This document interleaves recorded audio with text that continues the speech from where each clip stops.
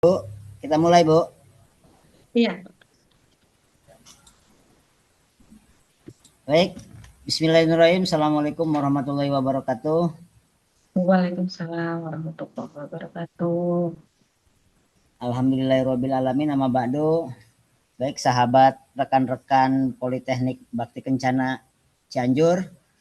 Di sore hari ini kita akan melakukan kegiatan Binakes. Binakes adalah bincang akademis kesehatan.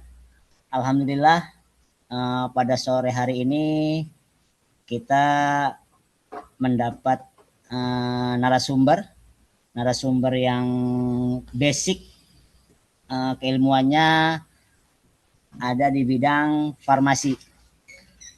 Pada sore hari ini kita bisa berbincang dengan Ibu APT Mariati SE SFAM MFAM. Nah, beliau merupakan praktisi di bidang farmasi dan beliau juga sebagai tenaga kefarmasian, berdasarkan latar belakang yang sudah beliau tempuh, mulai bertugas di rumah sakit yang ternama di Jakarta dan di Jawa Barat. Beliau juga sekarang memiliki apotik atau klinik pribadi yang berada di Kabupaten Karawang, ya Bu ya. Ya, alhamdulillah, beliau sekarang sudah bergabung menjadi dosen kita di Politeknik Bakti Kencana Cianjur, khususnya di program studi D3 Farmasi. Alhamdulillah, pada momen sore ini Binakes Bincang Akademis Kesehatan, kita akan membahas topik yaitu strategi pengembangan kompetensi tenaga kesehatan melalui pendidikan berkelanjutan, pelatihan profesi, penguatan soft skill, literasi digital, dan adaptasi terhadap transformasi layanan kesehatan modern. Mungkin pada sore hari ini nanti narasumber akan memaparkan sesuai dengan topik pembahasan pada sore ini. Mudah-mudahan sahabat-sahabat Politeknik Bakti Kencana dimanapun berada bisa menyaksikan dan bisa menjadi wawasan ke depan. Baik, untuk Ibu APT Mariati, kami persilakan untuk memaparkan pembahasan topik pada sore hari ini. Silakan Ibu. Alhamdulillah. Assalamualaikum warahmatullahi wabarakatuh. Waalaikumsalam warahmatullahi wabarakatuh. Terima kasih atas kesempatannya. Terima kasih kepada pihak kampus yang sudah mengundang dan membuat acara ini luar biasa, sehingga mungkin teman-teman di luar sana bisa lebih mendalami ilmu tentang pengembangan kompetensi sebagai tenaga kesehatan. Terima kasih Pak Gin yang sudah bersedia menjadi moderator. Luar biasa.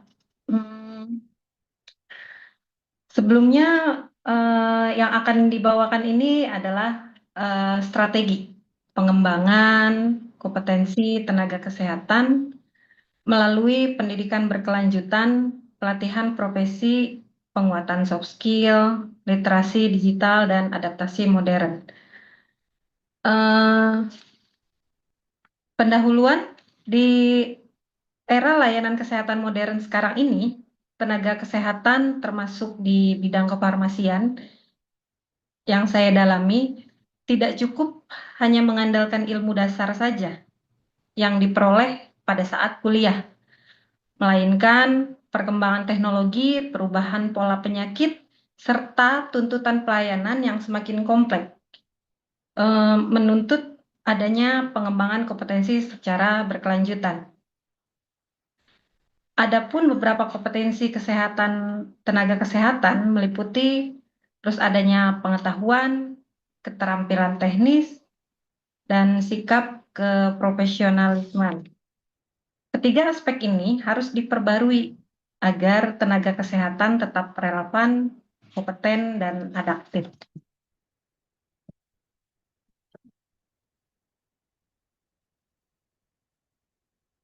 Yang pertama mencakup pendidikan berkelanjutan, yaitu proses pembelajaran yang dilakukan secara terus-menerus setelah pendidikan formal selesai.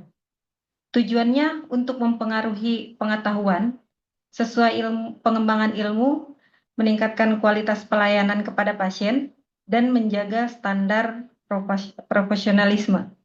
Dalam contoh bidang kefarmasian, yaitu mengikuti seminar klinik tentunya banyak, workshop penggunaan obat-obat tertentu atau obat-obat baru, dan kursus tentang interaksi obat.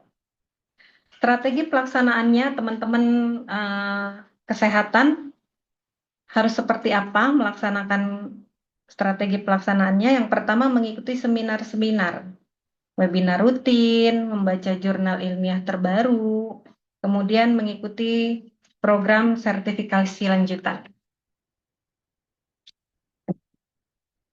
Kemudian ada juga yang namanya pelatihan profesi.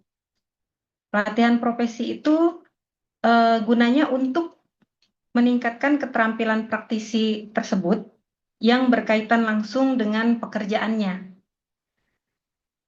Contoh dalam tenaga kefarmasian yaitu pelatihan dispensing obat, kemudian simulasi pelayanan pasien, dan pelatihan penggunaan alat-alat kesehatan.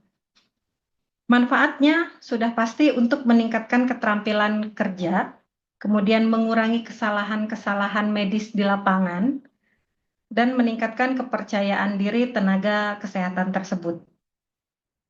Strategi apa aja nih yang teman-teman tenaga kesehatan yang harus dikembangkan, yaitu pastinya pelatihan berbasis simulasi, magang atau praktek langsung, kemudian pelatihan berbasis kasus.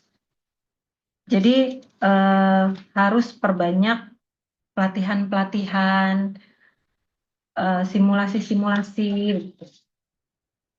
Kemudian penguatan soft skill. Dalam kemampuan non-teknis ini, yang mendukung keberhasilan kerja tersebut, jenis-jenis soft skill yang penting meliputi komunikasi efektif, empati, kerjasama dengan tim, serta manajemen waktu. Mengapa penting akan soft skill ini? Karena tenaga kesehatan tidak hanya berinteraksi dengan obat, tapi juga dengan manusia. Jadi menghindari komplain yang ada. Tenaga kesehatan itu harus benar-benar fokus. Jadi soft skill-nya harus benar-benar diasah. Karena ya tadi penting mengasah soft skill ini dikarenakan tidak hanya berinteraksi dengan obat, tapi juga dengan manusia. Yang namanya orang sakit itu ya Pak, biasanya hawanya sensitif ya Pak, suka ya sensitif aja. Obat udah ada ketentuannya, racikan misalkan 40 menit, 45 menit, kemudian yang non racikan 30 menit, tetap aja perasaan di obat itu, karena di farmasi itu sesi terakhir, tetap aja perasaan salah. Salahnya itu lama lah, padahal kita tenaga farmasian itu harus teliti gitu. Jadi yang namanya berhubungan dengan manusia yang kurang sehat itu ada aja celah salahnya tenaga kesehatan. Jadi soft skill-nya yang harus diasah kembali lagi adalah kesabaran. Kemudian ada juga yang namanya literasi digital dalam kesehatan, yaitu kemampuan menggunakan teknologi informasi secara efektif. Di mana sekarang teknologi sudah canggih, apa-apa semua serba digital. Nah, sehingga tenaga kesehatan harus mampu mengoperasikan teknologi-teknologi canggih yang memang didukung dengan kemajuan teknologi. Peran dalam kefarmasian, dalam literasi digital ini, yaitu mengakses data obat di mana semua itu sekarang bisa di searching lewat Google. Pasien dengan keluhan demam misalkan bisa cari di Google informasi apa, obat apa. Jadi mengakses data obat itu sangat cepat menggunakan sistem rekam medis elektronik. Sekarang udah nggak pakai status kertas di pendaftaran gitu ya. Sekarang ada e-medis, ada e-resep gitu ya. Kemudian konsultasi online, sekarang telefarmasi. Sekarang banyak dan sudah menjabur konsultasi-konsultasi online sehingga lebih mudah dan lebih cepat diaksesnya. Contoh-contoh teknologinya seperti aplikasi informasi obat, sistem e-resep tadi, platform telemedicine. Kemudian resiko jika tidak menguasai, artinya resiko tidak mengikuti kecanggihan kecanggihan sistem digitalisasi sekarang, yaitu sehingga menyebabkan salahnya informasi, tertinggalnya teknologi, pelayanan menjadi tidak optimal. Sekarang kendalanya adalah biasanya pasien-pasien yang geriatrik, di mana mereka awam sekali dengan digitalisasi, sehingga pasien-pasien atau keluarga pasien yang usianya sudah banyak, artinya sudah lansia, itu memang harus dibantu karena pasti adanya resiko yang tidak dikuasai, yaitu tentang salah informasi, tidak bisa mendaftar, biasanya seperti itu. Nah, strateginya bagaimana? Strateginya ya kembali lagi akan pelatihan, penggunaan aplikasi kesehatan, belajar dari platform digital terpercaya, mengembangkan kemampuan informasi, mencari informasi yang valid. Strateginya itu. Jadi di mana pasti ada resikonya. Resikonya tentang ketidakfahaman proses digitalisasi dalam kesehatan. Yang terakhir, adaptasi terhadap transformasi layanan kesehatan modern, di mana perubahan sistem pelayanan menjadi lebih modern, berbasis teknologi dan berorientasi tentunya kepada pasien. Ciri layanan kesehatan modern yaitu digitalisasi. Selalu di sini menitik beratkan dan terfokus kepada digitalisasi layanan. Berpusat pada pasien, kolaborasi multidisiplin, penggunaan AI dan data. Dampak bagi tenaga farmasian yaitu peran lebih luas, bukan hanya sekedar dispensing, kemudian terlibat dalam terapi pasien, harus mampu menggunakan teknologi. Kemudian adaptasinya telefarmasi, konseling pasien secara online, monitoring terapi obat berbasis data. Strateginya untuk beradaptasi bagaimana? Dengan yang pertama terbuka terhadap perubahan, mau melakukan atau bergeser pada zaman sekarang yang sudah semua serba modern, kemudian mau belajar teknologi baru, kemudian mengembangkan pola pikir yang kritis. Gitu. Kebanyakan pasien tidak mengerti tentang pelayanan kesehatan yang sudah modern zaman sekarang, tapi pasien-pasien atau keluarga pasien tersebut harus dimotivasi, harus diedukasi bagaimana cara bertransformasi mendapatkan layanan kesehatan yang modern. Singkat saja dari saya, mungkin Bapak, kesimpulannya adalah pengembangan kompetensi tenaga kesehatan harus dilakukan melalui 5 strategi utama ini. Yang pertama, pendidikan berkelanjutan yang memperbarui pengetahuan. Kemudian pelatihan profesi sudah pasti, karena tenaga kesehatan itu tenaga yang profesional. Artinya harus terus meningkatkan keterampilannya. Kemudian soft skill, memperkuat interaksi dengan manusia, di mana manusia di sini bukan tenaga kesehatan udah pasti banyak berhubungan dengan manusia-manusia yang kurang sehat, artinya sakit. Jadi soft skill-nya harus diperkuat. Kemudian literasi digital, mengikuti perkembangan teknologi.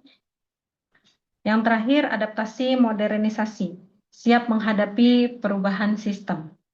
Kelima aspek ini harus saling melengkapi dan menjadi kunci untuk menghasilkan tenaga kesehatan yang kompeten, profesional, dan siap menghadapi masa depan. Di mana sekarang tenaga-tenaga kesehatan sangat banyak, kemudian sudah canggih, kemajuan-kemajuan teknologi, ilmu-ilmunya, semuanya sudah bisa diakses lewat digitalisasi. Jadi kalau kita tidak mengikuti zaman, tenaga kesehatan yang sekarang pastinya akan tertinggal. Di mana pasien-pasien sekarang lebih kritis, ya Pak. Mereka tidak puas dengan satu jawaban atau tidak puas dengan keterangan melalui dokternya saja, melalui perawat, kemudian bahkan di farmasi. Biasanya mereka mencari informasi lewat sosial media lainnya, dan sekarang apalagi gampang viral ya Pak. Jadi ketika melakukan edukasi yang bagus, bahkan yang jelek sekalipun, cepat biasanya tersebar luaskannya. Gitu. Cukup mungkin dari saya, tidak banyak, hanya sekedar sedikit sekilas tentang strategi pengembangan kompetensi tenaga kesehatan. Akses terutama di wilayah Indonesia. Baik Ibu, terima kasih secara singkat, padat, dan gamblang atas pemaparan topik pada sore hari ini. Alhamdulillah, Ibu dosen kita, Ibu Apate Mariati, Spam Empam, sudah memaparkan topik tentang strategi pengembangan kompetensi tenaga kesehatan. Ini sebenarnya topik yang sangat krusial bagi calon-calon tenaga kesehatan atau yang sudah menjadi tenaga kesehatan di beberapa rumah sakit atau instansi kesehatan. Pada topik pembahasan sore ini kita ambil konklusinya atau kesimpulannya. Yang pertama adalah dari strategi pengembangan kompetensi seorang tenaga kesehatan, yang pertama adalah seorang tenaga kesehatan jangan berhenti untuk melakukan pendidikan berkelanjutan, karena itu akan menambah ilmu, akan menambah wawasan, terutama wawasan dalam pelayanan terhadap pasien atau masyarakat. Jadi yang kedua, tenaga kesehatan juga harus lebih profesional, karena sesuai dengan bidang keilmuannya, seorang profesi di tenaga kesehatan itu harus berlatih dan mengikuti kegiatan-kegiatan yang langsung bisa dipraktekkan. Dalam hal ini bisa langsung mendemonstrasikan atau mensimulasikan pelatihan yang nanti bisa diterapkan di tempat pelayanan kesehatan. Yang ketiga, tidak lupa pula sebagai layanan kesehatan, orang yang bertugas di layanan kesehatan untuk melatih soft skill, karena soft skill juga sangat penting tentang pelayanan, cara kita berkomunikasi, cara kita memberikan simulasi tentang empati, body language-nya harus bisa dimengerti oleh pasien atau oleh konsumen. Terus yang ketiga juga bisa membangun teamwork yang solid, karena di setiap tempat instansi bekerja sebagai tenaga kesehatan juga harus memiliki teamwork, karena tenaga kesehatan ini harus fokus ketika melayani, karena berkaitan dengan nyawa gitu ya, di bidang kesehatan, dengan nyawa pasien, itu harus memiliki tim kerja yang bagus. Sama disiplin manajemen waktu juga harus kita perhatikan sebagai tenaga layanan kesehatan. Yang keempat, tenaga kesehatan juga harus memiliki literasi digital yang update, jangan sampai tertinggal tentang aplikasi-aplikasi yang bisa diakses oleh tenaga layanan kesehatan. Dan yang kelima, yang terakhir, adaptasi terhadap transformasi layanan kesehatan modern. Sekarang mungkin sudah berkembang di beberapa negara maju, makanya kita di Indonesia ini jangan sampai tertinggal adaptasi terhadap transformasi layanan kesehatan modern. Mungkin itu secara garis besar ya kesimpulan Binakes bincang akademi kesehatan pada sore hari ini. Mudah-mudahan sahabat-sahabat atau rekan-rekan Politeknik Bakti Kencana bisa mengambil manfaat dari wawasan materi pada sesi topik pembahasan sore ini. Ada beberapa pertanyaan Ibu narasumber dari sekian pemaparan yang disampaikan. Ada beberapa pertanyaan yang akan diajukan. Yang pertama, bagaimana kita sebagai tenaga kesehatan agar menjadi tenaga kesehatan yang profesional, yang humanis, dan bisa berdaya saing terhadap instansi-instansi di luar negeri. Mudah-mudahan pelayanan tenaga kesehatan di Indonesia ini bisa mengikuti perkembangan gitu ya. Karena banyak beberapa negara yang menjadi contoh untuk pelayanan kesehatan yang sekiranya di Indonesia masih terlalu banyak birokrasi, banyak lambat. Mudah-mudahan tenaga kesehatan di Indonesia ini bisa bersaing gitu ya, secara profesional, secara humanis pelayanannya, dan bisa diterima oleh pasien atau masyarakat. Mungkin itu, Ibu, silakan ditanggapi, Ibu. Iya, terima kasih atas pertanyaannya, Bapak. Bagaimana caranya kita supaya bisa bersaing dengan negara-negara lain? Sebenarnya di negara kita ini tenaga kesehatannya sudah luar biasa sekali kalau menurut saya. Tinggal hanya mungkin belief dari human, dari manusianya tersebut, bahwa sebenarnya Indonesia ini dari segi terapinya sudah bagus, tenaga kesehatannya bagus-bagus gitu. Gimana caranya? Ya pasti kita harus meningkatkan akses informasi tentang kesehatan yang terbarunya seperti apa. Kemudian yaitu tadi seperti yang Bapak bilang, di mana di Indonesia ini birokrasinya di mana-mana gitu ya.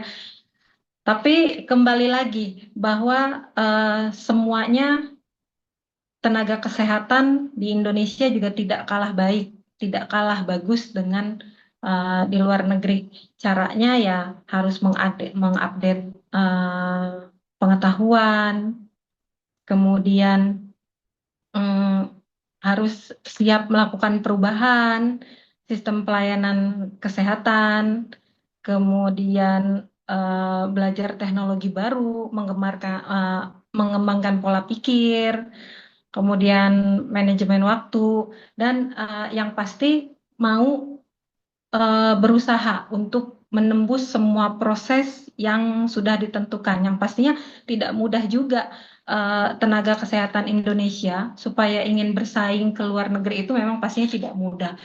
Tapi ada beberapa orang yang mau berproses dan tidak gitu Pak. Yang pasti kembali lagi dengan manajemen waktu dan zona nyaman tersebut. Memang di luar negeri pasti lebih menjanjikan, ya kan, dengan fasilitas yang ada gitu. Tapi tenaga kesehatan di Indonesia sendiri di sini pun harus mau berproses, kemudian percaya diri bahwa kita tidak lebih baik daripada negara lain. Gitu. Baik, terima kasih Ibu APT Mariati. Ada satu pertanyaan lagi nih yang akan saya sampaikan. Pertanyaan terakhir adalah, karena ini terkait dengan kompetensi pengembangan kompetensi tenaga kesehatan, rencana untuk kompetensi lulusan D3 Farmasi Politeknik Bakti Kencana agar bisa menjadi tenaga pelayanan kefarmasian yang bisa langsung terjun ke masyarakat. Nanti rencana kompetensi lulusan D3 Farmasi Politeknik Bakti Kencana ini akan dititik beratkan seperti apa, Ibu? Nah, karena Ibu juga calon Kaprodi D3 Farmasi PBK ini, Bu. Silakan Ibu sampaikan kompetensi lulusan D3 Farmasi Politeknik Bakti Kencana. Mangga Ibu. Iya, kiat-kiat untuk kompetensi lulusan D3 Farmasi tentunya ya. Di sini saya lebih fokus ke kefarmasian karena bidang saya. Difokuskan agar siap bersaing, yaitu adalah di pelayanan di mana teman-teman harus cepat dan cekatan bagaimana dalam menyiapkan obat-obatan. Yang pertama cara penerimaan resep, kemudian membaca resep, kemudian dispensing, meracik itu. Karena D3 itu adalah titik awal pengenalan kefarmasian di jenjang pendidikan, di mana dulu ada SMKF, tapi sekarang sudah masih ada, tapi tidak bisa menjadi landasan kefarmasian untuk di rumah sakit, dikarenakan sekarang rumah sakit memang semuanya minimal D3 yang memiliki STR TTK gitu ya. Jadi mereka ini harus bisa dan cekatan dalam pelayanan aja. Dikarenakan D3 ini tombak ya kalau menurut saya. Meracik mereka D3 biasanya. Terus dispensing ada juga mereka. Kemudian penyiapan obat juga mereka. Jadi D3 ini memang harus dipersiapkan pelayanannya. Artinya prakteknya harus bagus, nilai prakteknya baik. Jadi memang benar-benar D3 ini praktisi kefarmasian. Gitu. Mereka secara administrasi harus paham bagaimana stok opname, pemusnahan, harus paham. Kemudian mereka mereka nggak konseling ya. Kalau konseling itu pastinya apoteker. Mereka dalam manajemen mereka harus tahu juga, administrasi udah pasti, kedisiplinan, ketelitian itu tombaknya di mereka, meskipun nanti akan bermuara kepada para apoteker. Jadi pesan saya untuk kompetensi lulusan D3 kefarmasian itu adalah dititik beratkan di pelayanan dan praktek mereka, gitu, dimana mereka itu pekerjaannya banyak dan tombak landasannya itu di mereka. Begitu, Pak.